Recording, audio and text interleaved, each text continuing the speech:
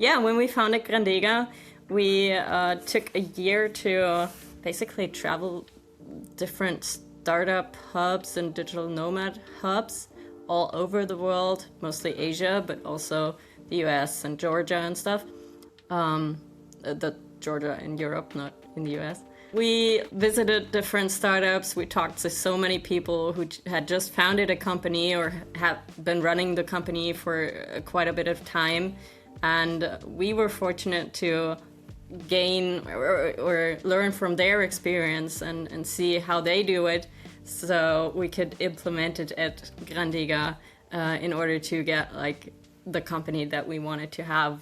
Stefanie Biberger is the co-founder and managing partner of Grandega, a management consultancy based near Frankfurt. Grandega supports organizations in complex transformation initiatives where business, technology, and organizational development intersect. The firm was founded with the conviction that the success of major projects hinges on practical execution, not just strategy. Grandega's core contribution is to keep large-scale transformation programs on course until their strategic objectives are met. The team works with clients to translate ambitious goals into viable implementation roadmaps, establish clear governance, and align business and IT, particularly in environments involving large enterprises systems like SAP. Grandega ensures that transformation is not only implemented, but also fully adopted by the organization. Welcome on the show. Super nice to have you. So for those of us who have no clue who you are, I'm not one of these people, luckily, but why don't you introduce yourself, tell us a little bit about who you are, what you do. Yeah, I'm Stefanie Biberger. I am one of the managing partners at Grandega. We've founded that company 10 years ago, and I'm there for the corporate development. And you mentioned, like when we talked earlier, and also in my research that I did about you, you mentioned when you were 19 years old, that's when you, I guess, suddenly found yourself managing other managers. Yeah. And these people were like often in their 50s and 60s. Yeah. So basically twice your age. So do you remember the first time you walked into a store and you had to tell all of these people with decades more experience than you, basically, hey, from today on, we're going to be doing things differently? Like, what was that like? I was outright scared. Yeah.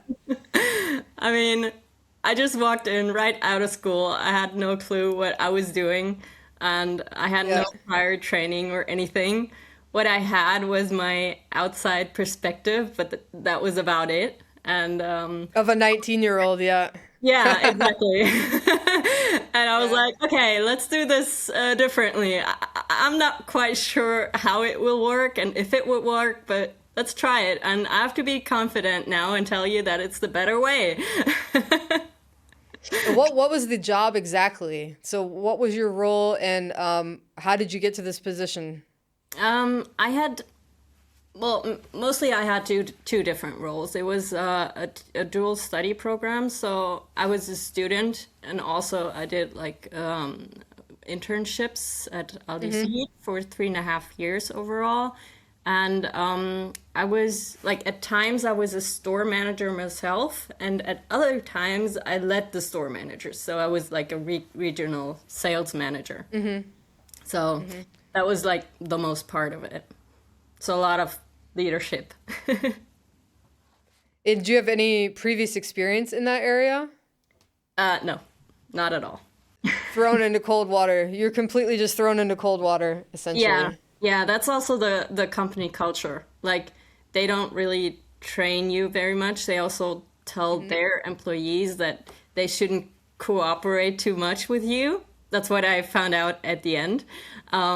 And they just want to throw you right in and see how you're doing.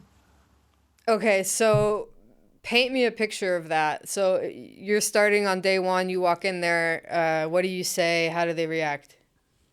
Well, day one, in the stores, they were like, okay, good to have you here.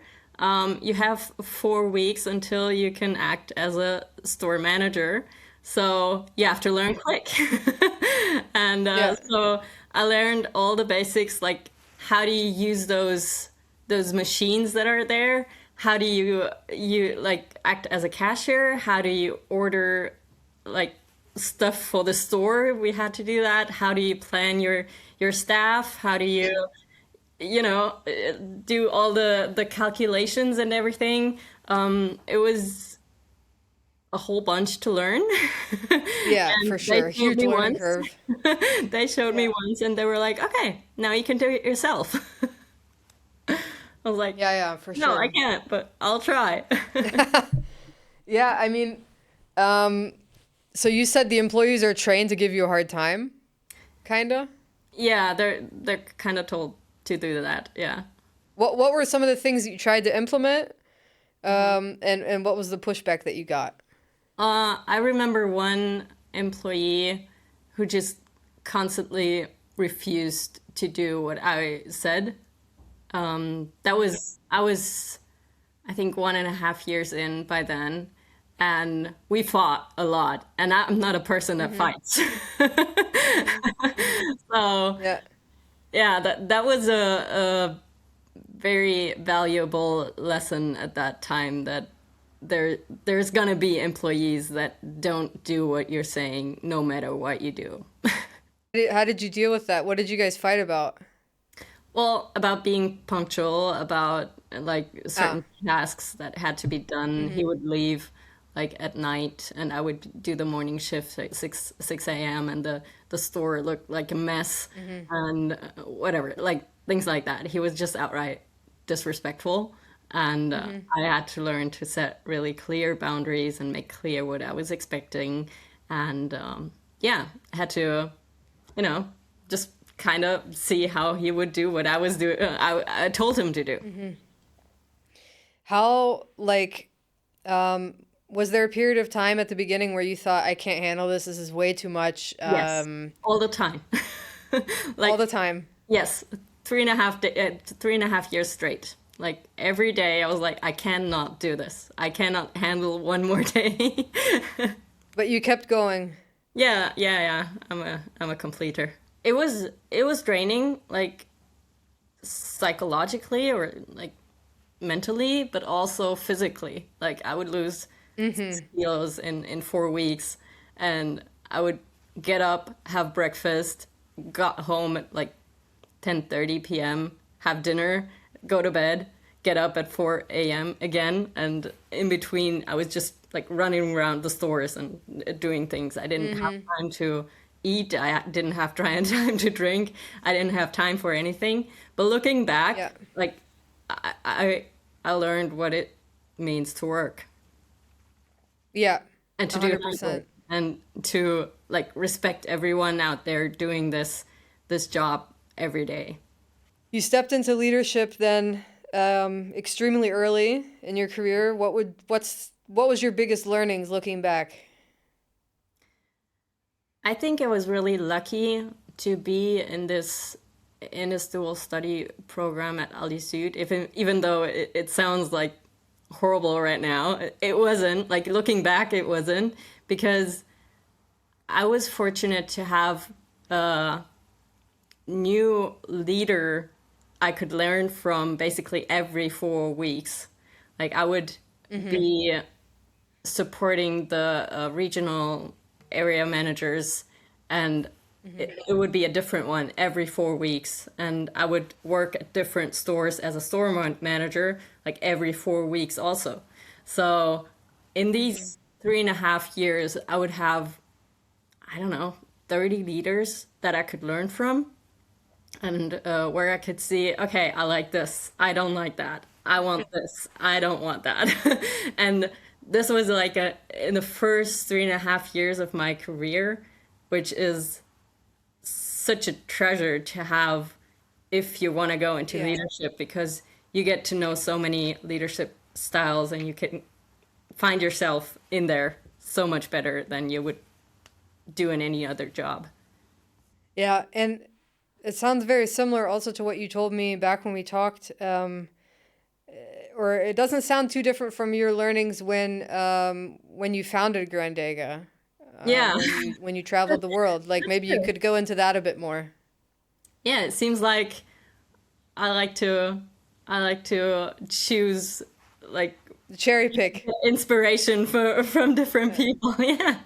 Yeah, when we founded Grandega, we took a year to basically travel different startup hubs and digital nomad hubs all over the world, mostly Asia, but also the US and Georgia and stuff. Who's we when you say we? Oh, it's my co-founder Dominic and I. You were gone how long you said? For a year. It was 11 months, yeah. 11 months, okay. And how Yeah. many places did you visit around about? Around about 10. So one place Okay. per month. And like at Aldi, you said when you first started, you got to cherry pick sort of, okay, this is definitely what I want to, this is how I want to look like as a leader. This is not how I want to do things. What was that new work? What was the tour like with the new work methodologies? What did you leave out? What did you implement? Yeah.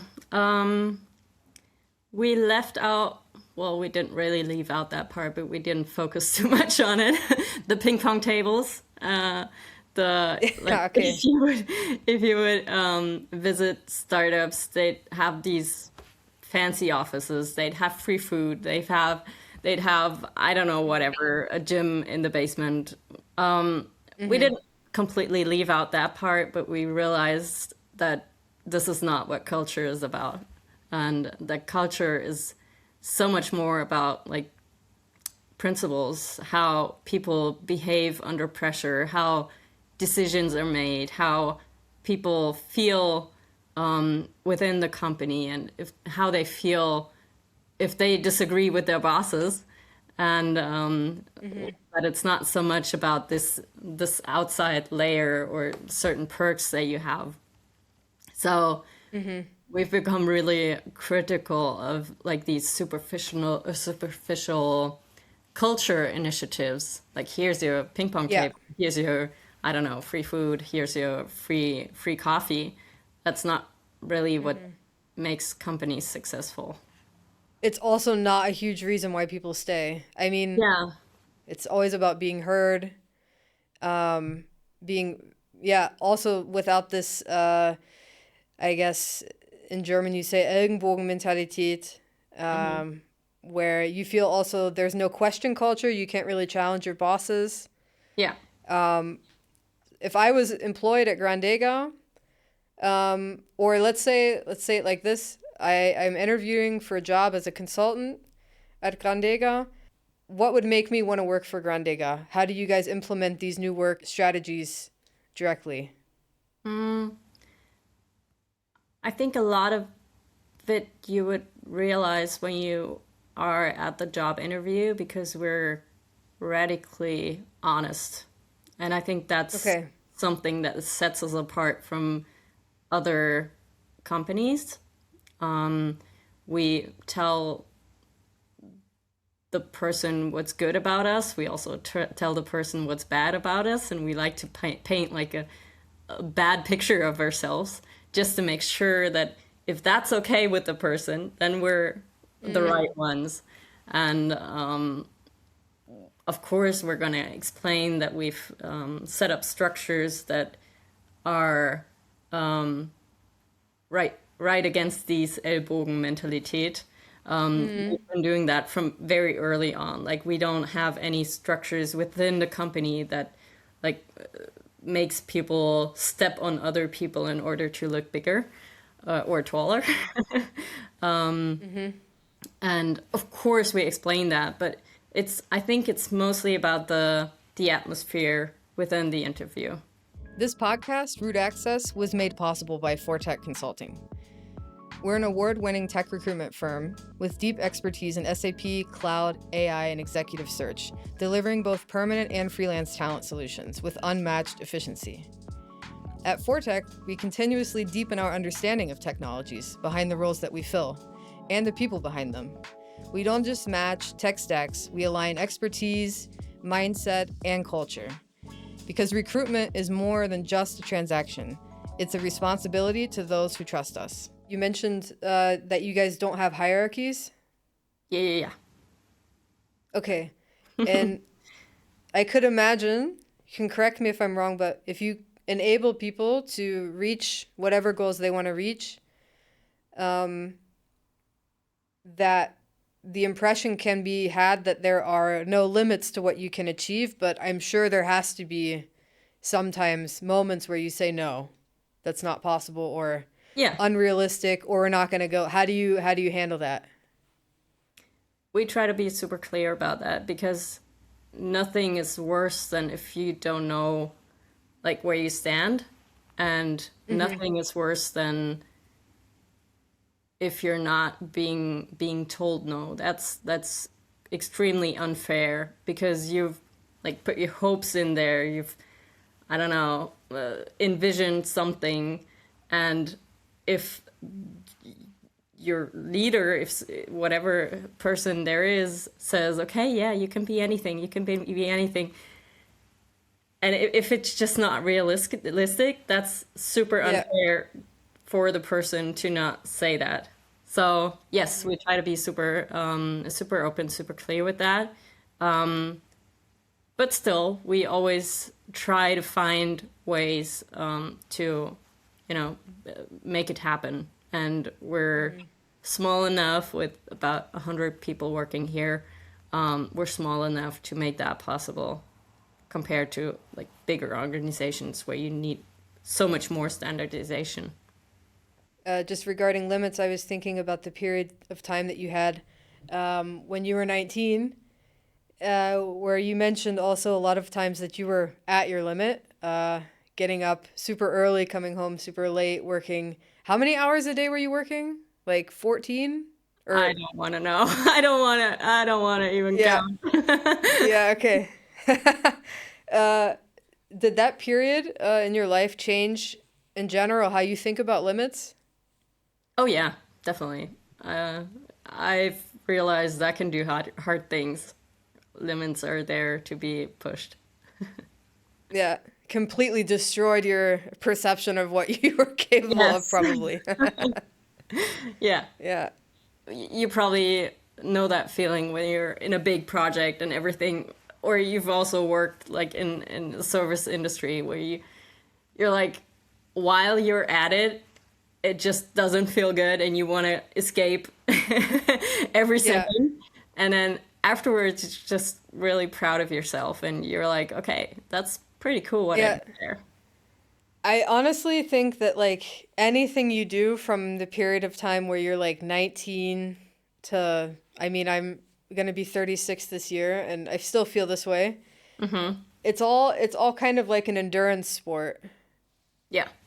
your career. I mean, if yeah, not for everyone obviously, but uh there I'm tested in different ways in my life, not just career-wise, but yeah, mentally, physically, there are always this concept of limits, and I think it's interesting because there's like, I'm not sure, I'm not a psychologist, but there's like a muscle in your brain that you train for when you don't want to do something, and you're like, oh God, I don't want to go work out, I don't want to get up at 5 a.m. I don't want to do all these things. The more you disregard this thought and do the thing anyway, the stronger this muscle becomes. Yeah. So it's easier than to do hard things. Yeah. Yeah. And I think that's the most terrible muscle to train, It but is. it's the best muscle to train. Yeah. It hurts, literally. It's brutal. It's really brutal. Yeah. Yeah. A lot of people do ice bathing exactly for that. Cold plunges. Yeah. Yeah. Do Yeah. you do anything outside of your career? How do you say you would you seem very ambitious. You seem like like when we talked last time, you told me about like your childhood and how you always wanted to learn. You were super curious. Are you a person that thinks a lot about limits? No, I don't really think about limits that much. I realize when there's a limit that I'm pushing, but I don't Mm, like. As I said, I'm a person who doesn't quit. So that really doesn't come to my mind to be like, okay, I'm out. So I realize there's a limit right there, but I still keep going without really thinking about it, which is probably good because once I start thinking about it, I probably not do it. Yeah. Are you then as a person spontaneous then, I guess? If you see a limit, you're just like, all right, like fuck it. Let's just go and see what happens. Yeah. What if it goes wrong? But darling, what if you fly? Yeah, I can agree with that for sure. Um, when I first moved here like 12 years ago, it's been almost 13 years now. I had just graduated with my bachelor's and in Ohio, Hmm. and I ended up packing.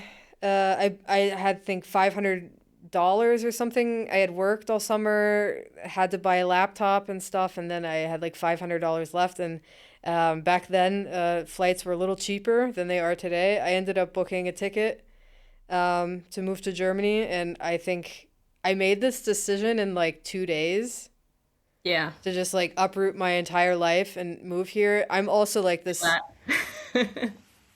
Yeah, I'm just like, all right, if I don't do it now, like what, like if I think about it for 2 weeks, like what's that gonna change other than the fact that I probably won't do it?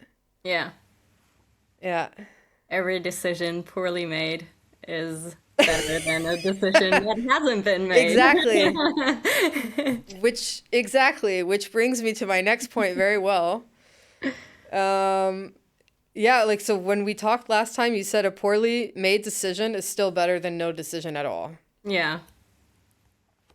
I find that interesting because honestly, like a bad decision can also have some pretty bad consequences. Hmm. That's true. So where do you draw the line? But the consequences, if you don't decide, are usually worse. Okay, do you have an example? Actually, this also goes back to my time at Aldi Süd, and well, I was young. I was not very experienced, and that's actually something a store manager who I really who I really liked because he was a great leader told me that. He was like, "Mrs. Biberger, you have to decide because if you don't decide, it's always going to be worse." So I was like, "Okay, I'm gonna keep that," and it's been sticking with me ever since. And I still think it's very true because if you don't decide, you slow things down. Everything like builds up like a big wave, and you're especially as a leader, you're always the bottleneck, and people are waiting for you, and people are getting angry and frustrated. And as you said, what's gonna change if I decide in 2 weeks? I mean, if I don't have all the information, of course I have to get some more information and make a smart choice. But if you're at a point where you're like, okay, it's either this or that, and I cannot see any more information that could lead me in the wrong or right direction, well, Yeah. what are you gonna do? You decide. And a lot of Yeah. people decide not to decide and just leave it there because it's really hard and it takes up a lot of mental energy, but it also takes a lot of mental energy to like keep thinking about the decision that you have Yeah, to a make hundred or percent. have to make. 100%. Yeah. Your brain is not meant to just like ruminate. I Yeah. mean, that's all my brain does, but but like when I can imagine that when you decide, let's say you make a bad decision, whatever. You make this bad decision and then you realize pretty quickly that it was a bad decision because of the outcome or the Hmm. consequences. And then by the time someone who might need 2 weeks to make a good decision, to wait to make that good decision, you've also come to the same conclusion. So maybe you went through 2 iterations of implementation instead of just one. Yeah. So everyone kind of ends up at the same spot, Yeah. is And what you've you lost think. time. You've frustrated and demotivated people that have been waiting for you or waiting for a decision. And you have lost so much energy, which you could have needed for something else. yeah, if you have like basically the information you kind of need to make an informed decision, then just do it. Do you think that many organizations suffer more from bad decisions or from people who avoid them altogether? Definitely from people who avoid them. It just slows everything down, and bad decisions can, I wouldn't say always, but can be like redirected and can be reversed a lot of times, with very big efforts, but not taken decisions cannot. I also think a lot of really valuable information that can come from bad decisions. Exactly. We're set up to fail. It's just how it is. That's how we learn in the best case. If we always make good decisions, well, first of all, we're not gonna always make good decisions. We're humans, and second, we're not gonna learn anything if everything goes right and right and right and right. Regarding how you and your co-founder founded Grandega, was that a bad decision? No, I'm just kidding. Not that it was a bad decision. Was that a fast decision? Um, well, not to found it, but to make it bigger than expected. That was a pretty fast decision. And I'm gonna be honest, that's a decision that was kind of brought upon us because people we talked about, well, or when we talked about grandega with people, they'd be like, oh, that sounds so cool, we want to be a part of that. And some of them even quit their jobs without having anything else because they were like, okay, we're going to start at grandega. And we're like, wait, no, you're not. Well, okay, I guess you are. So Yeah. at one point we were there with 12 highly motivated people, and we wanted, first of all, we wanted it to be like a small company. We wanted to start out small, taking small steps and learning and being like able to, get in there a little bit. But Yeah. that didn't work out because there were 12 people who didn't have a job anymore and who wanted to start working for grandega. So you pitched Grandega as a concept to these 12 people, and they all quit their jobs Yeah, without knowing that they would be taken at Grandega. basically, yes. And what can you pitch that to me? Like, what would I have to, like, I'm in the room. I'm one of these 12 people. What made them so, because I'm a recruiter. I know how hesitant Yeah. and how skeptical candidates are when it comes to jobs, especially Germans. Like, sorry, but that's like a definitely, Especially jobs that had just, or companies that had just been founded. especially with yeah, yeah. So what was the speech you gave? Well, the first thing, they all knew us, so they knew what they're gonna get themselves into. And a lot of them had my co-founder Dominic as a previous leader, and he's pretty good. So they were like, okay, he's gonna do that. He's gonna be all right, and we're gonna be fine, and it's gonna be a great company. So that was like that was like a bonus that we had. And the other thing was, well, how do you, or imagine a consultancy that makes sure their consultants matter. So they are motivated and seen and heard and do what they do for their clients, not because they have to do it, not because the partner tells them to go and support their clients, but because they're fully behind the company, like in order, or fully, like they fully identify with the company. Yeah, And it's the their mission, the company, culture. yeah, it's their company, even though they're just employees, but they can modify everything about that company. And that's something that still super many employees here at Grandega love about us, that it's just, it's not, it's everybody's company. Everyone can change anything at any time. Yeah. I think that's definitely a. Unfortunately, that phrase, I have to be honest, is becoming as common as the ping pong tables. Yeah. How do you guys Like how do you guys entrepreneurs ensure at that people the enterprise. exactly, yeah. How do you guys ensure that people like what does that look like? How if I was a consultant, how would I be how would that be explained to me? What can I actually do at Grandega?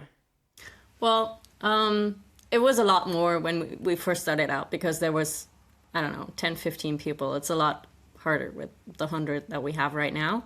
But like in the early stages, we would discuss every decision in the whole, like between all the employees.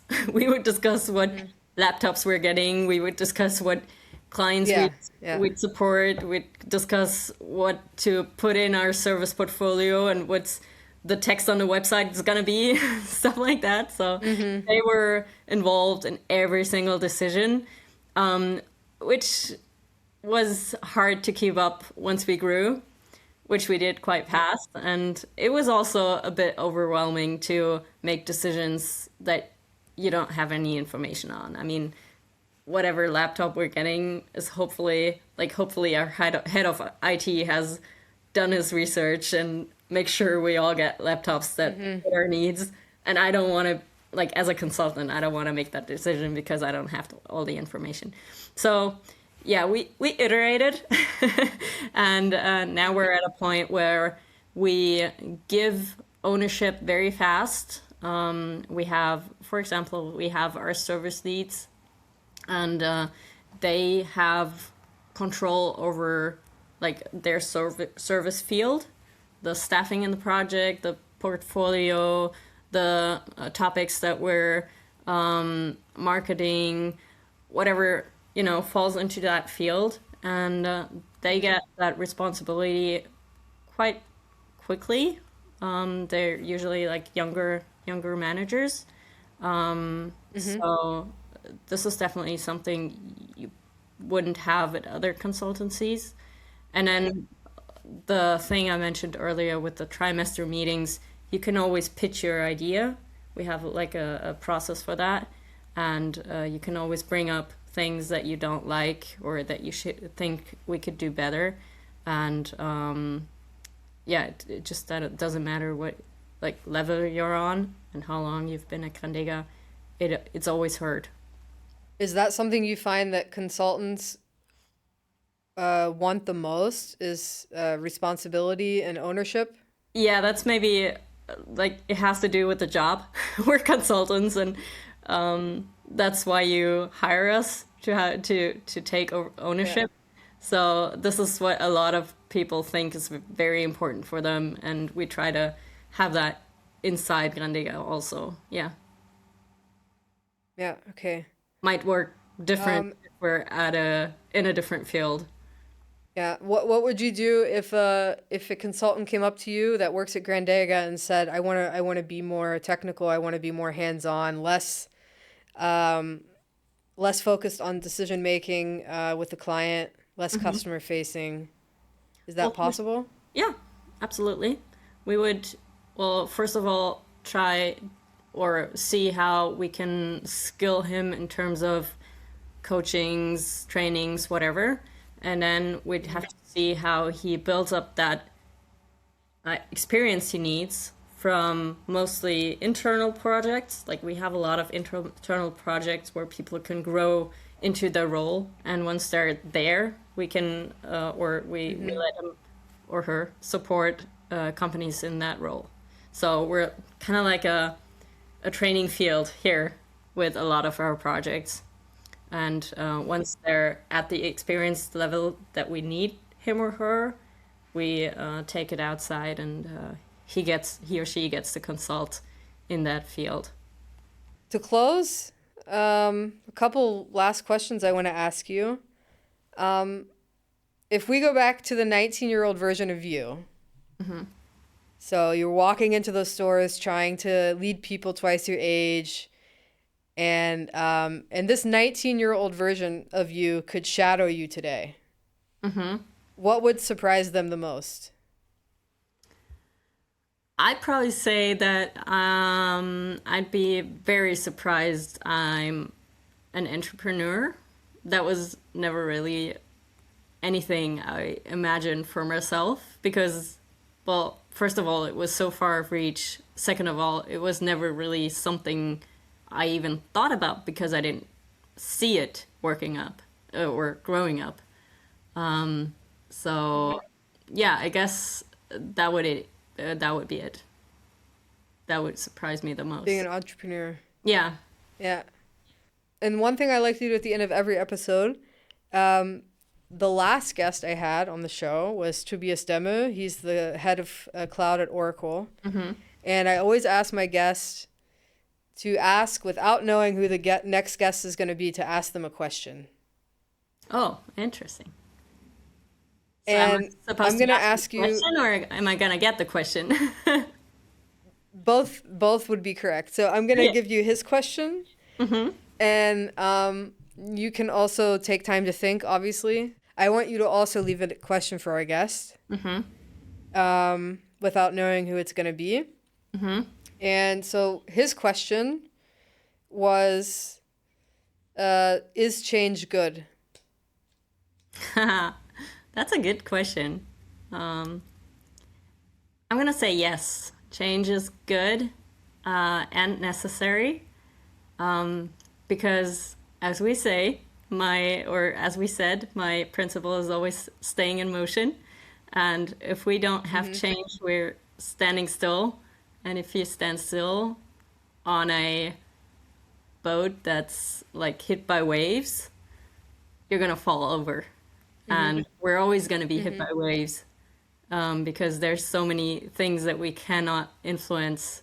They're happening around us no matter what we do. And if we don't stay in motion, if we don't take on that change, we're not gonna make it.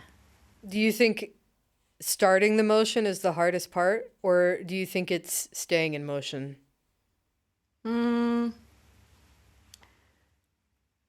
I would say getting the motion, well, I would say